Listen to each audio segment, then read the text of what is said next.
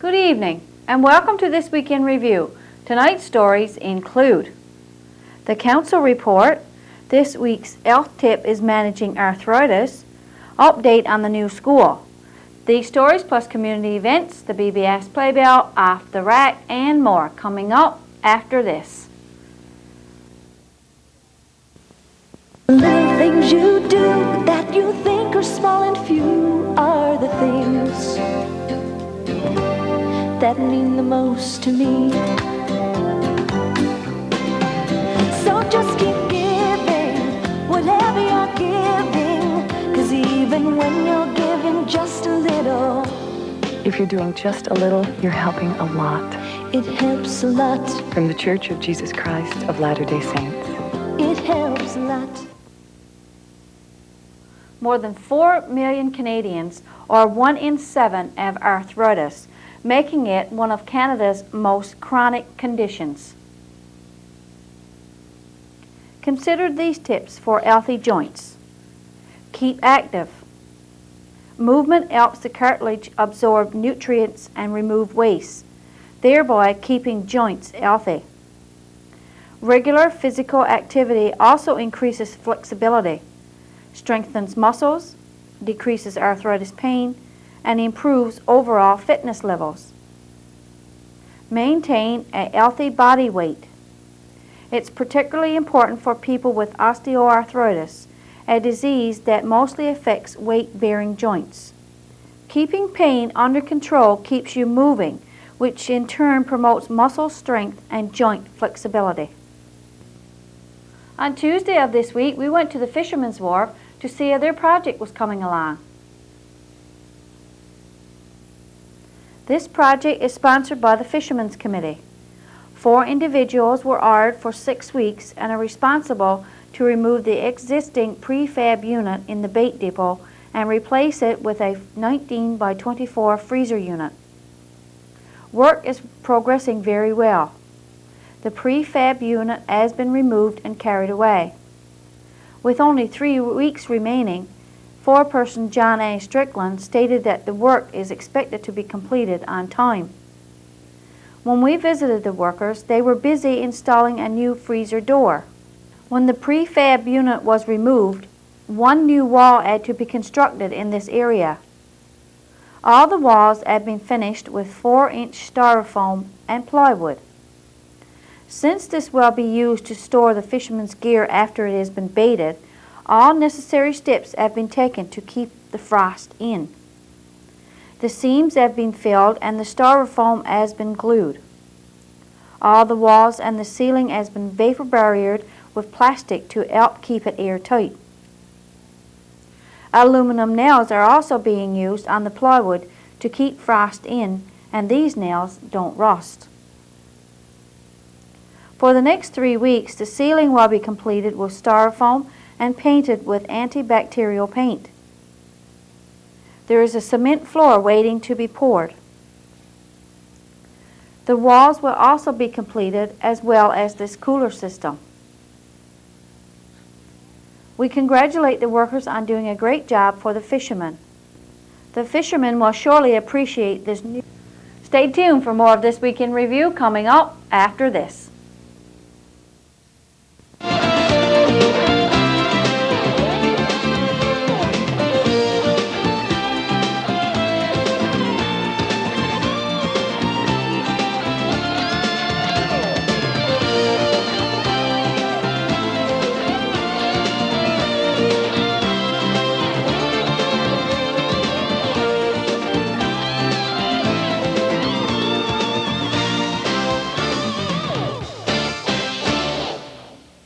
On Wednesday of this week, we went to the new school site to see how things were coming along.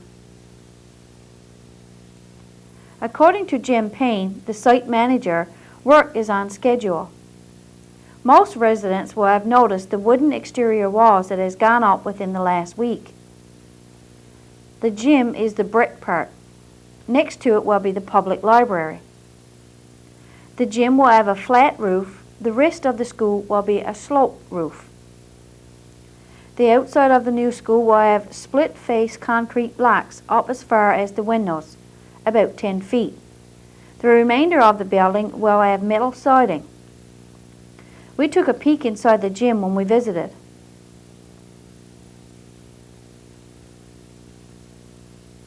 In this area, another wall is to be constructed. The floor is nearly ready to have the cement poured, and the ceiling will soon be ready for the tiles. Mr. Payne told us that weather hasn't been too much of a problem yet. While we were there, fill was being brought for the road. There is more groundwork to be done. As you can see, there is still lots of work to do on our new school, but construction is progressing rather well.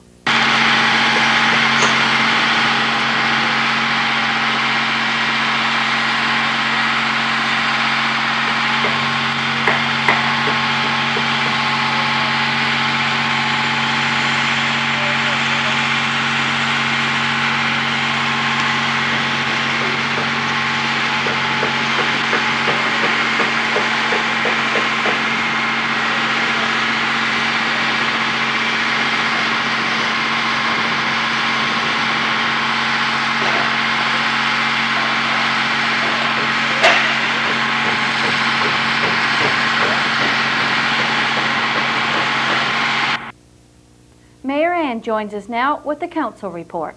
Good evening. Burgeo Town Council held its regular monthly meeting on Wednesday, October the 2nd.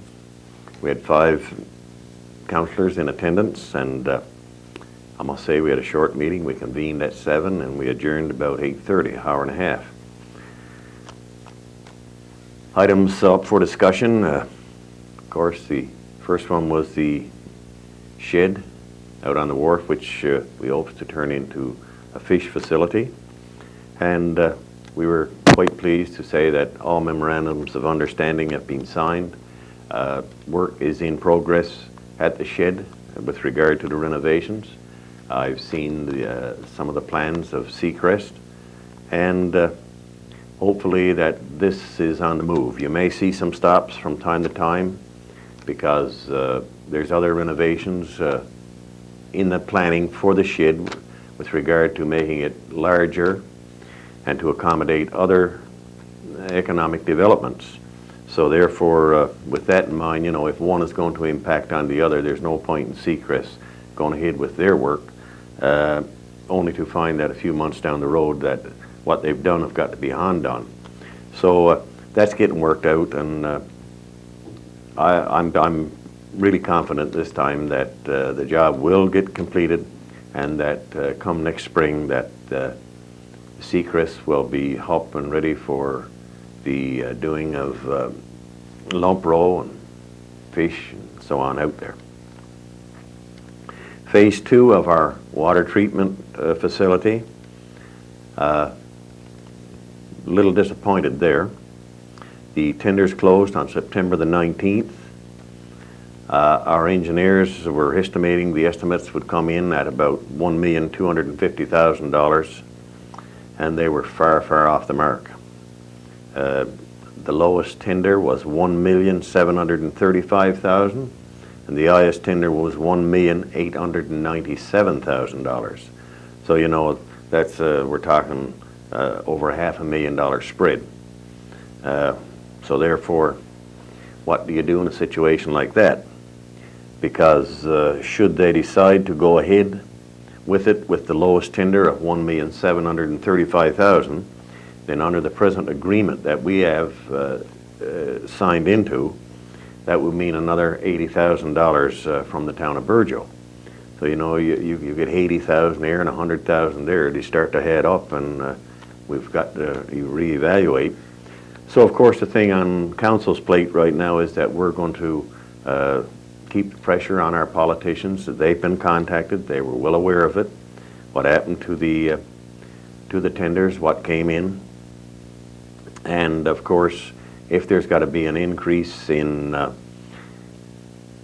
the phase 2, if those figures as come in by the contractors are the figures that we're going to have to live with, then we'll be taking on the job of trying to see if we can't get the provincial and federal government to pick up the additional costs without any additional cost to the town of Burgeo.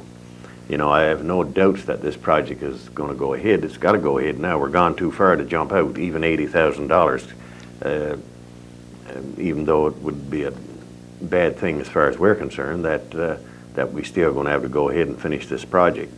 However, Municipal Affairs informed us that their engineers is reevaluating the tenders, looking the thing over. Probably there's things in there which is not necessary and was being put in there more as luxury items. We don't know that.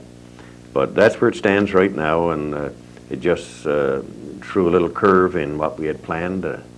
Hopefully that the tender would have been lit by this time, and work would be starting to move. So we're just sit back a little bit. However, still quite confident that we will get our water system, and it will be a good system when we do get it. Again, there was some discussion on the boil orders. As you know, the town is under a boil order. It may be off by the time you hear this broadcast. However, because samples which we sent in on September the 24th, they all came back good, and more samples were taken on September the 30th and have been submitted. The public health officer was down there, took the samples, and therefore he's gone back, and we're expecting those samples to turn out good. And if they are, well, then the boil order will be lifted. As you know, we must have 2 consecutive samples in which there is no bacteria. I'm sure the people of Messrs are aware that the leak we had in that area have been taken care of, and just that we had some discussion on that, and just pass on to the people of Messrs that we know that your road is in a bad condition there now, that the pavement is all tore up.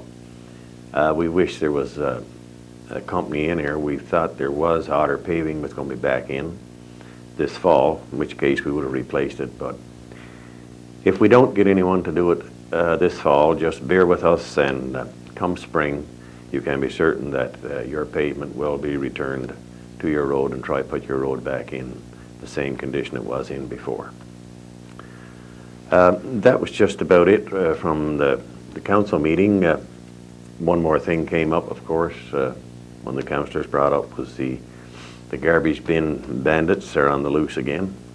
They seem to get a real kick out of capsizing those garbage bins. I don't know what we can do about it. If they're getting that much of a kick out of it, really, if whoever's doing it would come and ask the town, you know, we would pour them their own garbage container so they could put it in their own garden, or take it in their bedroom and tip it over and tip it up. Just, you know, just leave our cans alone. That was it for the Burgeo Town Council meeting on Wednesday night. However, 2 more meetings occurred since I last spoke to you. One I know you were aware of was regarding the changes by Work Service and Transportation. They did come in. Mr. Bill Spencer of he's the director for Western Newfoundland, and Mr. Wayne Diamond, he's the superintendent for this area, and our MHA, Mr. Calvin Parson, also attended. Outside of council, we had representatives from Sibley's Ambulance, Hay&R Trucking, and South Coast Taxi. I think most of the concerns that was brought forward to council were addressed fairly well. One of the concerns which was put to me was that contractors don't do good work and so on, and contractors don't care if they clear the road and so on. And Mr. Diamond and Mr. Spencer said yes, they fully agree. There are contractors that, so to speak, is not worth the salt which they spread. However, there are contractors which are darn good. And but by the same token, they say they've got operators that are not worth the salt they spread either. And so, you know, you've got bad operators, contractors, you've got bad operators as employees of Work Service and Transportation. So, you know, that's their take on it. They do want to close the camp. You know, the camp costs us $50,000 per year to operate. If they were going to stay in Peter Strides, they would have to build a new camp. That would be a fairly hefty bill. Plus, with employees at Peter Strides, the government has got to provide 3 meals a day. I guess that's the cost here, which is probably runs about $30 a day per employee for meals and so on. So naturally enough, they're trying to cut back on their cost. One of the concerns also was, you know, so should you get stranded, there'd be nowhere to go. Well, we were reminded that that's not what the camp was put there to start with, as a sort of a hotel or a stopping station if you should get stuck. And by and large, they said that, you know, the Burgeo Road is being looked after along the same lines as any other road in Newfoundland, such as the Bay d'Espoir Highway, the Northern Peninsula Highway, and so on. Another complaint that we sort of got would be communications. Who was you going to communicate and so on? And they assured us that Work Services and Transportation use the hydro towers for their transmissions, and that the communications from Burgeo to the plows and so on, it will be just as good as it is communications from Peter Strides. So they can't see where there's anything to be concerned about there. The other thing they brought on to us, that the plows will now be departing Burgeo at 5 o'clock in the morning. At least one plow will be leaving at 5, probably 2, I'm not sure of all this. Versus they used to go out at 7 o'clock in the morning, so therefore you'll have 2 hours of snow clearing done before, in past years, they would have been starting out. The shift will run up until 1 o'clock, and if it's bad conditions or if so needed, then the overtime is there, and the foreman is the person who calls them out and tells them to get on the road. So, you know, that seems pretty good for us. And they also said there's the flyer at Steel Mountain, which is just a matter of the foreman calling, and that plow also comes down the Burgeo Road. And there will be a flyer at Peter Strides. Now, they picked the date of January the 15th, but they said that's not hard and fast. That'll depend on the weather. You know, if the winter comes on faster than it have in past years, well, then that contract can be lit the 1st of January or even the middle of December, depending on which way the winter goes. But, you know, there will be a flyer and a loader at Peter Strides under contract. And so, you know, that's the way it seems. They're going to build a new depot here at Burgeo. There will be 2 supervisors stationed at Burgeo. They will work 1 week on and 1 week off. And it would be, you know, seems like though this is going to be 2 new jobs, there's going to be 2 new supervisors. So people in Burgeo who feel they could handle that type of job, then I think, you know, you should take notice of this and watch the paper and get your names in and see if we can't, 2 people from Burgeo can't get the job of supervisor with Work Services and Transportation on this end. I'm sure there's people there who can do it and can do a darn good job of it. That was about it. I think the people who met there with the Work Services came away with the feeling that, you know, this might work, but anyway, we should be flexible enough to let Work Service and Transportation try it. If there's a lot of problems with it, they were assured that they would be, that the town will be bringing them to them, and that we would be expecting any problems with the system to be corrected. Along with that, I know I mentioned to you some time ago that Council had written a letter to Work Services regarding the abutments to the bridges and the holes in the Burgeo Highway, and especially out here on the ferry wharf, the big potholes that was there. And pleased to announce that it seems as if they have addressed all, most, if not all, of the complaints that Council made to Work Services. So the people who attended that meeting more or less came away with the impression that we may as well give it a try. I think Work Services was going to give it a try anyway. And let's hope that it works out for at least as good a snow clearing service as we've been used to in the past. Then on Wednesday afternoon at 2 o'clock, Council held another meeting with some people from the parks. Some time ago I told you that we wrote a letter requesting some people from the provincial park come in and meet with us and discuss some of our concerns regarding the Sandbanks Provincial Park. Well, they did. They came in on Wednesday afternoon on October the 2nd at 2 o'clock. We met. There was representatives from the tourism there. The town council was there. And the Sand and Sea had a representative there. And so it gave us a chance, you know, to discuss the park in general with these people. We impressed upon them that Virgil looks at the Sandbanks Provincial Park as a asset in our town, and one that contributes to the economy of the town, and more or less asked them to try and upgrade the park and promote it. One of the several items of concern to council. One was electricity and water to the sites. You know, the water was taken up to Sandbanks Provincial Park some years ago. The electricity has been up there for some years. The only people it's serving is the employees. They're at the park station, and that to me is sort of counterproductive. I think it should have went there to serve the users, along with, of course, the workers. So we impressed upon them the ideas of getting that done.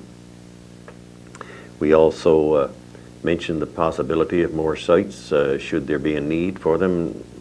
You know, at the present time, it appears as if the only time the park is overflowing is during the Sand and Sea. However, we feel that maybe down the road there should be more sites erected. One thing was for rough camping. That was overflow and rough camping. The item of keeping the beach probably a little cleaner than we actually see it most times, which was brought to them. Completion of the road, getting the road paved, that was put there.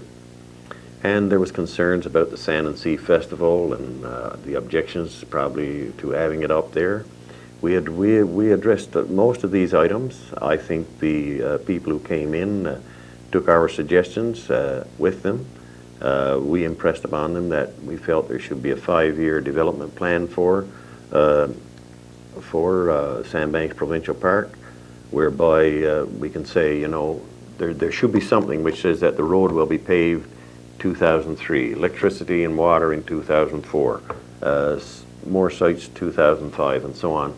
And we just passed that on to them, that we'd like to see some real planning, and that the council would be interested in having a copy of the planning if it is done, and council would certainly support the items in the planning that council feels is going to be good for the town. So I think that was the ins and outs of our meetings, and that's it from council for this week. Good evening. Stay with us for Off the Rack, the community events, and the BBS Playbill, all after this.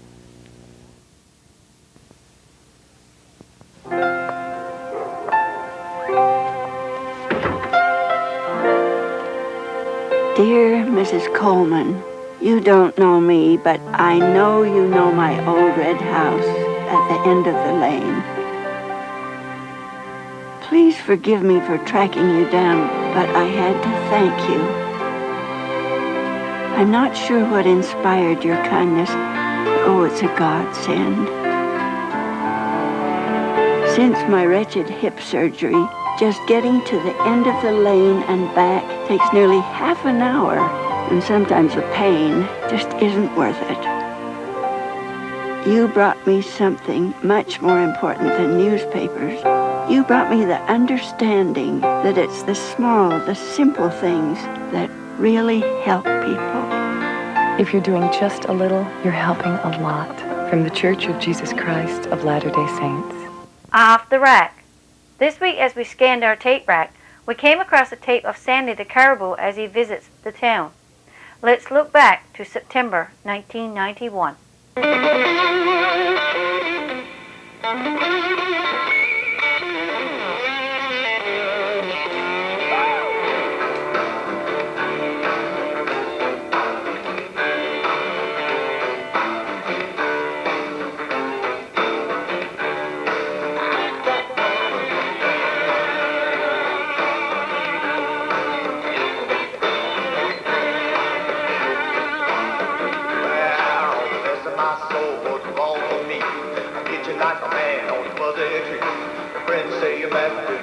a bug in love. I'm all shook up.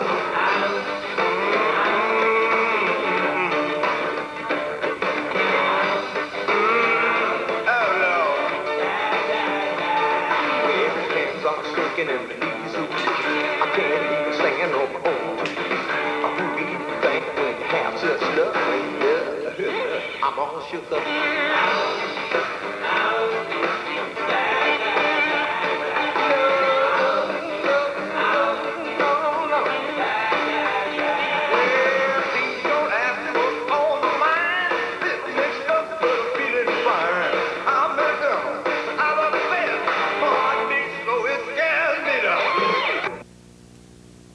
BBS Playbill.